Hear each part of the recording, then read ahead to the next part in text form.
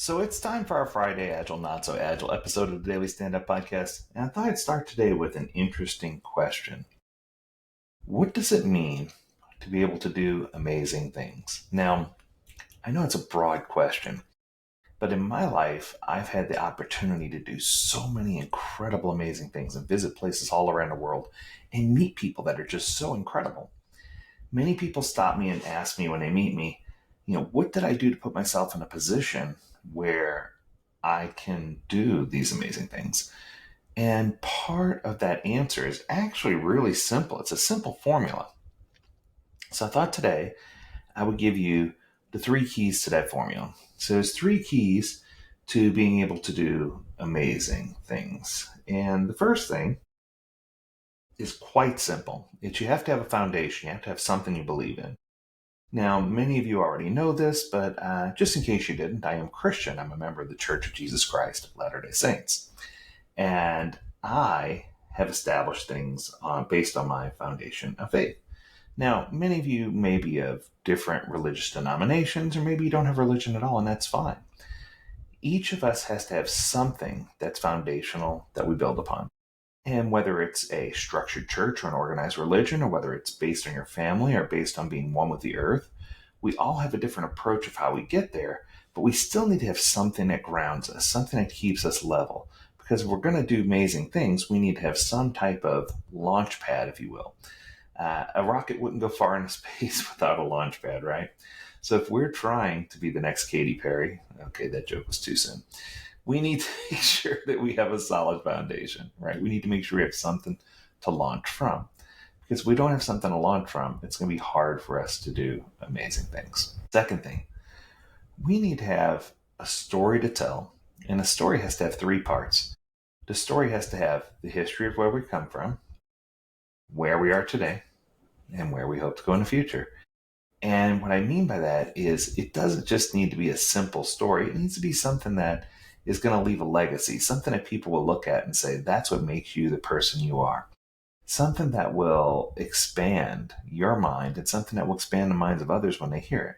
Something that will invigorate or excite or help you recognize where your lot in life is and what you need to do to make things go to the next level. And then that very last thing, the most important thing, and probably the biggest one of all, if you want to be an amazing person and do amazing things, is to lose yourself in the service of others. I specifically remember a conversation I had once, a work-related conversation, and someone was talking about what to do if someone was constantly putting themselves in bad situations. And the story goes like this. There was a military person who was in one of my classes, and he asked me, he says, what do you do if you're on a base and you see a soldier in a hole? He goes, it's not just any hole, though. It's like 12 feet deep and 19 feet across. I'm like, that's a chasm, not a hole. But I said, I'd go get a ladder or a rope. I'd lower it down and make sure they're okay. He said, that is exactly what you don't want to do. I said, all right, so what do I want to do?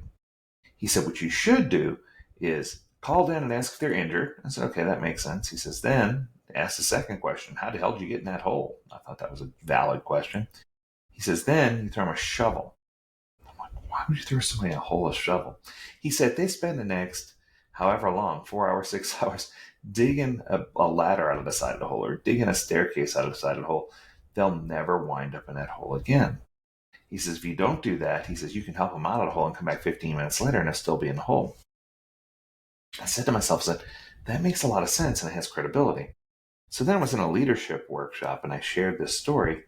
And one of the leaders, I'll never forget it, started crying.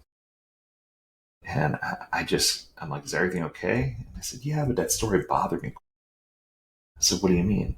And the leader turned to me and said, you don't know what kind of day that person's having. Sometimes they just need a hand to get out of it. That is when you become a true servant leader.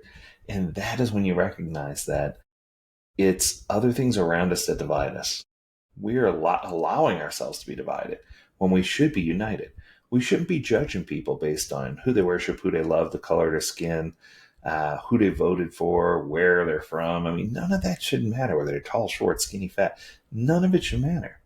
In the grand scheme of things, we should be asking ourselves, what are we doing to uplift every single person around us? How can we make the world a better place? How can we make it better than when we came?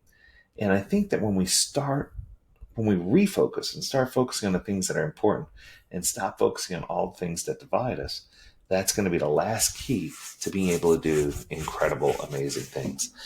And what I can tell you is for every ounce of energy that I pour into serving someone else, I get 10 ounces back. And people sometimes ask, where do you get the time to do all these things? The answer is simple. I make the time by investing in other people. And I think that once we get that part comprehended, once we get that part down, then the rest of the formula becomes pretty simple. So for me, it's not about how often or how much I can do for others. It's about whether or not I'm putting in my honest effort, and do I understand how to collect the dividends? And then when I do collect the dividends, what am I doing with that extra? Am I sharing it with others, or am I hiding it under a bushel? What I can tell you is when you do recognize your talents and serve others, that's when you're going to get this whole puzzle solved. So that's going to do it for today. I hope you enjoyed this short and sweet Friday episode. If you have a topic you want us to discuss, learn more at AgileDad.com. We'd love to hear from you. And until next week, stay healthy, stay well, and stay agile, my friends. Do take care. Bye now.